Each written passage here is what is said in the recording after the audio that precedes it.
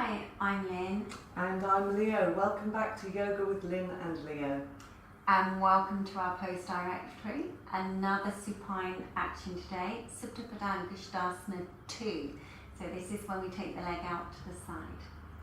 So the pose is going to require you possibly to have a belt and a wall, and we would definitely recommend this if you are a relative beginner to Iyengar yoga, to use the belt and a wall, and even if you're more experienced, the belt and the wall can be very helpful.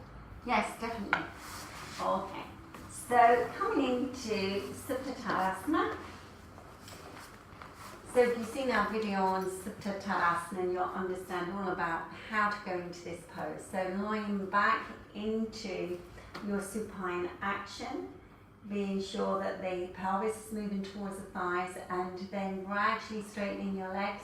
Now, as Leo was saying about moving the feet to the wall, this is a really nice way of working if you're a beginner, but also it gives you some support as well. It gives you a little bit more a connection with the leg, even if you do have more experience.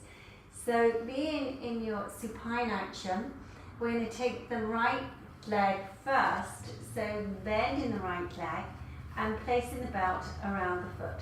Now coming up to the 90-degree angle, so lifting up.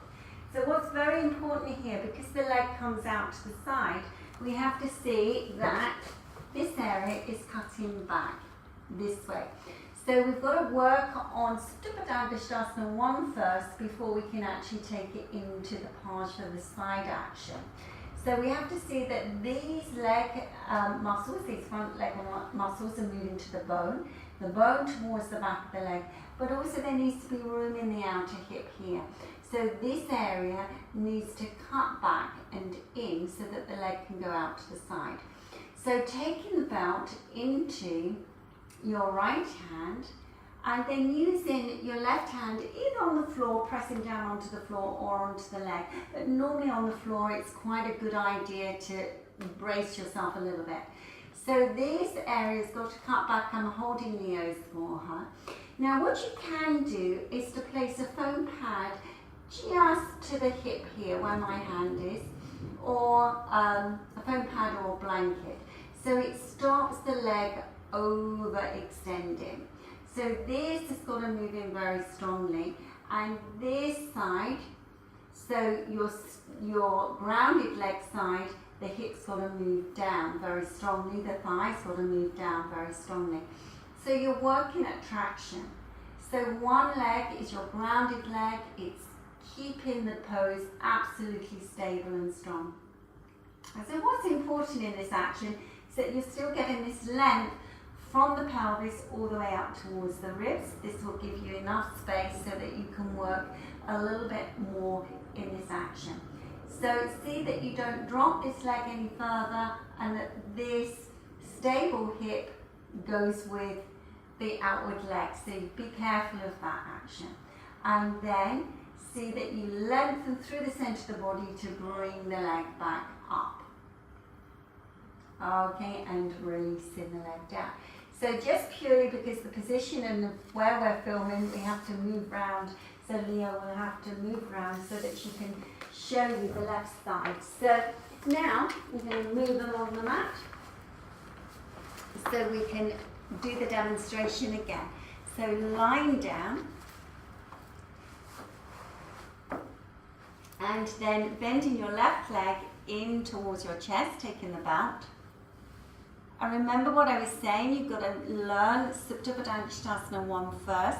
Be sure that the leg work is there, the thigh is moving out.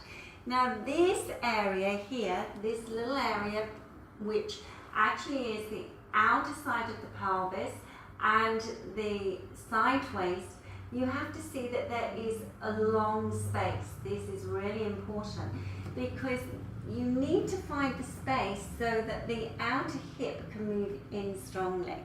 So as you extend, take the belt into your left hand, go and see that you move that outer hip in, that's the action.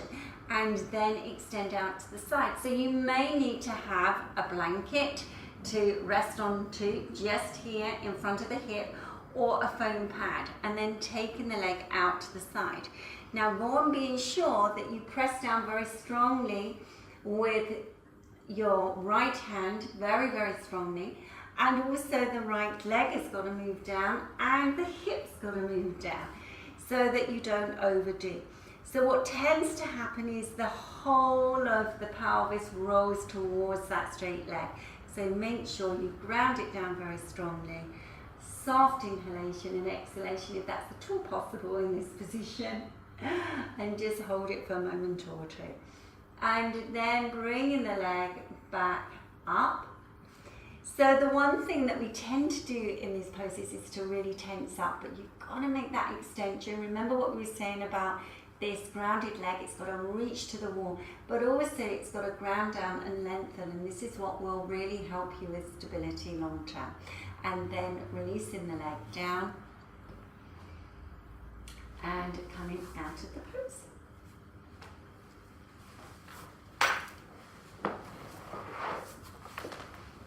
So although we are using the belt and the wall, which is, some might consider a beginner's action, it's actually pretty tough.